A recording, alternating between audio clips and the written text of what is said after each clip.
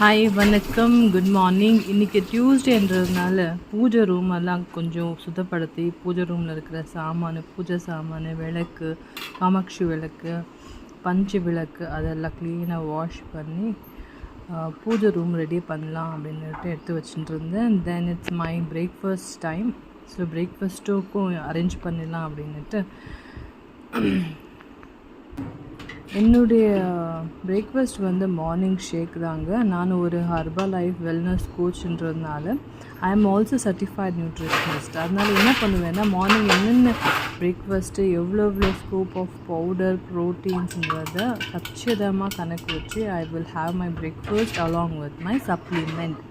இப்போ மார்னிங் என்ன எடுக்கிறேன்னா, I am taking 1 scoop of protein powder. Of course அந்த 250 ml ஆஃப் தண்ணி அண்ட் 4-5 ஐஸ் க்யூப்ஸ் ஆல்ரெடி அதில் போட்டுட்டேன். Protein powder.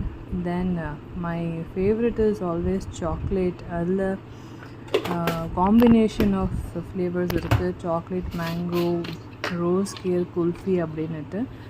ஸோ இன்றைக்கி நான் சாக்லேட்டோட ரோஸ் கீர் 2 ஸ்கூப்பும் ஆட் பண்ணி, அதுக்கு மேட்டா ஷேக் மேட் 1 ஸ்கூப் போட்டு இது ரெண்டும் பிளெண்ட் பண்ணோம்னா மார்னிங் பிரேக்ஃபாஸ்ட் தேவையான மைக்ரோ நியூட்ரியன்ஸ் சொல்லப்படுற calcium, proteins and micro nutrients எல்லாமே ஒரே ஷேக்கில் கொடுக்கலாம். இது 2 times பிளெண்ட் பண்ணலாம். 2 times 10 seconds பிளெண்ட் பண்ணுறதுனால அதோடைய கன்சிஸ்டன்சி எப்படி இருக்கும்னா கூழ் மாதிரி இருக்கும். அஃப்கோர்ஸ் எனக்கு ராகி கூழ்னா ரொம்ப இஷ்டம். அதில் தயிர் அண்ட் ஆனியன் போட்டு சாப்பிட்டா அமிர்தமாக இருக்கும் இந்த சம்மருக்கு. But I am not so lucky, so I'm having this shake. இதுக்கு என்னுடைய சப்ளிமெண்ட் டெய்லி என்னென்னா multivitamin and omega fatty 3 acid எடுத்துக்குவேன்.